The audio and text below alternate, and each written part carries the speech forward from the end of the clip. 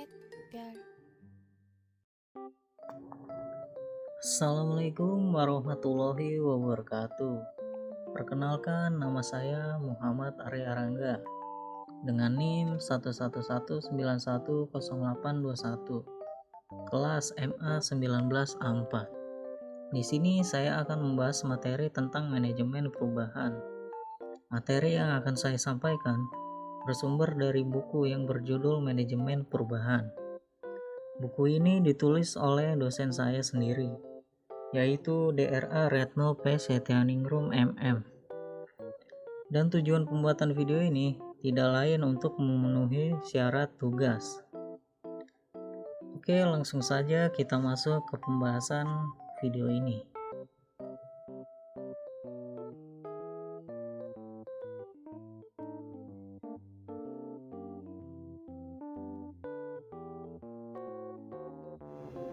Oke, jadi yang akan saya bahas di sini yaitu mengenai konsep dasar manajemen perubahan. Di sini saya akan menjelaskan apa saja yang terdapat dalam konsep dasar manajemen ini.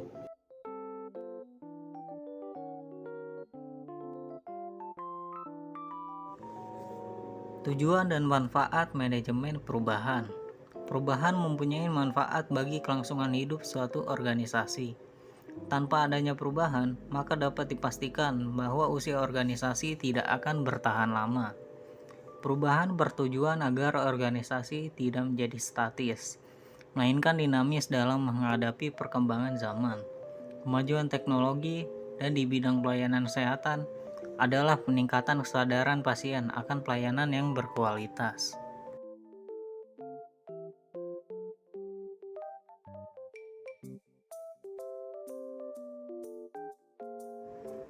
Tipe perubahan. Perubahan terdiri dari 3 tipe yang berbeda, di mana setiap tipe ini memerlukan strategi manajemen perubahan yang berbeda pula. 3 macam perubahan tersebut adalah: yang pertama ada perubahan rutin. Perubahan ini telah direncanakan dan dibangun melalui proses organisasi. Yang kedua ada perubahan peningkatan.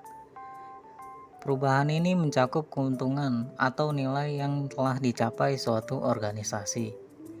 Yang ketiga ada perubahan inovatif. Perubahan ini mencakup cara bagaimana organisasi memberikan pelayanannya.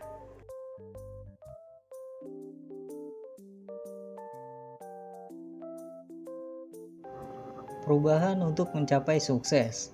Tujuan perubahan adalah ke arah sukses organisasi. Dapat diperhatikan orang-orang sukses di sekitar kita. Pastilah kesuksesan mereka dicapai dengan melakukan perubahan. Seperti Henry Ford, Mahatma Gandhi, Bill Gates, merupakan contoh orang-orang sukses yang meraih prestasi gemilang dengan melakukan perubahan.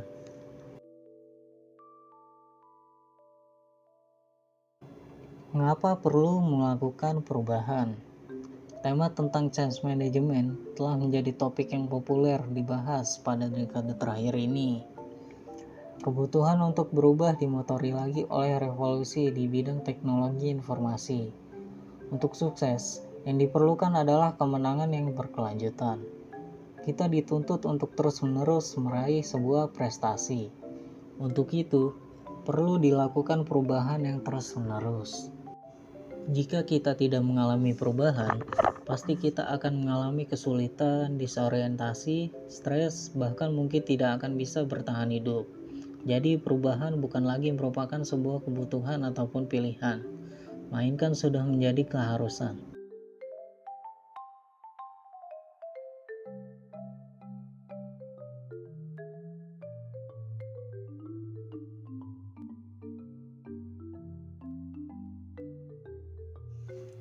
Mengapa orang takut akan perubahan? Walaupun perubahan merupakan suatu keharusan, kita sering merasa ragu atau bahkan enggan untuk melakukannya. Hal itu dikarenakan 3 alasan berikut. Yang pertama, alasan yang sering kita ungkapkan adalah rasa takut. Rasa ini muncul karena kita tidak tahu pasti apa yang menanti di depan kita. Bahkan banyak dari kita yang beranggapan bahwa melakukan perubahan itu ibarat melangkah memasuki kegelapan.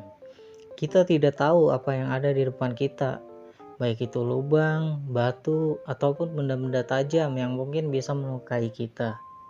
Yang kedua ada risiko. Risiko merupakan alasan yang sering terdengar bagi kita. Risiko memang merupakan bagian yang tak terpisahkan dari perubahan. Salah satu risiko itu adalah misalnya kita mengalami kerugian atau bahkan kegagalan dalam berbisnis. Yang ketiga tentunya ada kesulitan. Perubahan seringkali diikuti oleh kesulitan. Misalnya kesulitan cari modal, memilih lokasi usaha, mengurus perizinan yang diperlukan. Kesulitan tersebut adalah kesulitan yang dialami oleh seseorang yang ingin memulai berbisnis. Jadi tidak heran jika banyak dari kita yang sudah merasa nyaman dengan kondisi kita yang sekarang dan enggan melakukan suatu perubahan.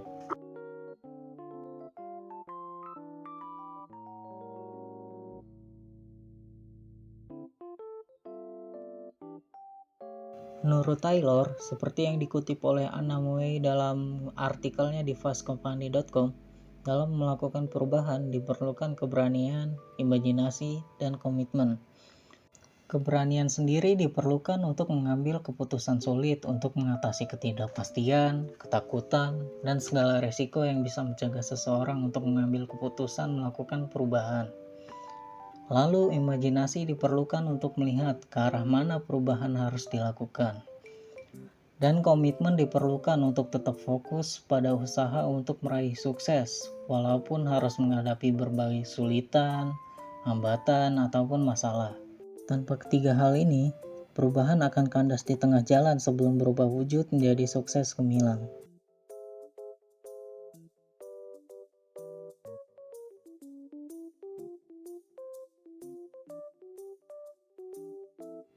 Bagaimana cara melakukan perubahan? Menurut Nicholas Morgan, ada dua cara melakukan perubahan. Yang pertama adalah membuka pikiran kita terhadap berbagai ide yang ada di sekeliling kita. Ide-ide ini bisa kita jadikan masukan yang berharga untuk melakukan suatu perubahan. Cara kedua adalah melakukan networking yang seluas-luasnya untuk mendapatkan ide-ide perubahan yang sebanyak-banyaknya. Dari ide-ide ini, bisa kita pilih mana yang terbaik, atau bisa kita kombinasikan menjadi ide-ide yang baru.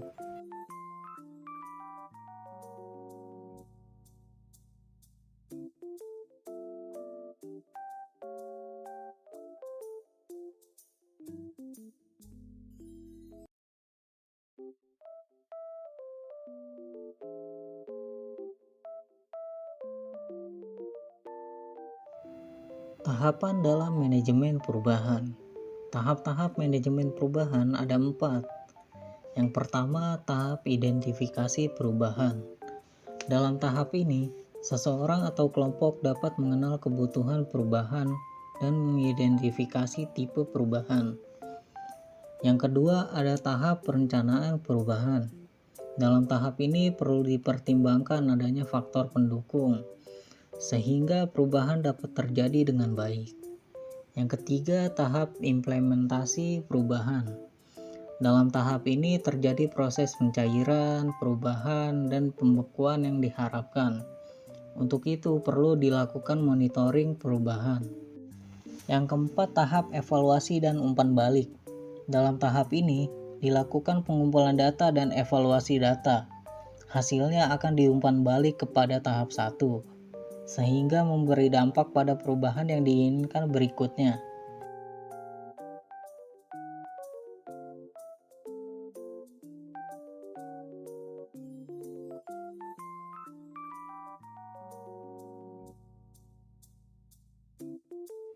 Langkah-langkah manajemen perubahan.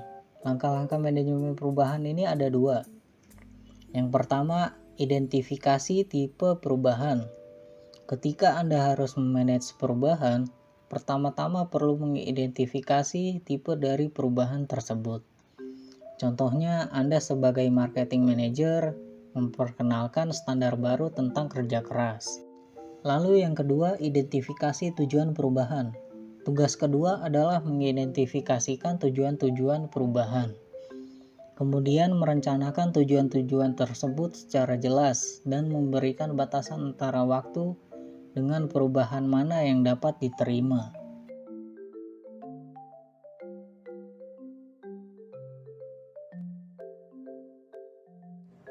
Jadi kesimpulan dari materi yang saya sampaikan yaitu perubahan perlu dilakukan agar organisasi yang kita jalankan menuju ke arah yang lebih sukses.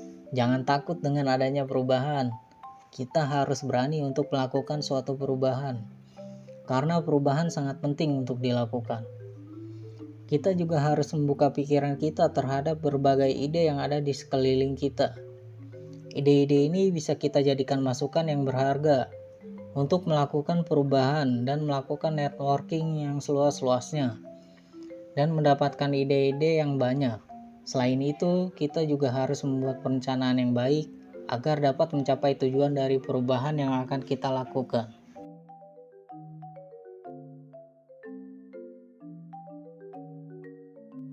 Oke, jadi segitu saja yang bisa saya sampaikan mengenai konsep dasar manajemen perubahan. Mohon maaf apabila ada kesalahan. Terima kasih yang sudah menonton video ini. Wassalamualaikum warahmatullahi wabarakatuh.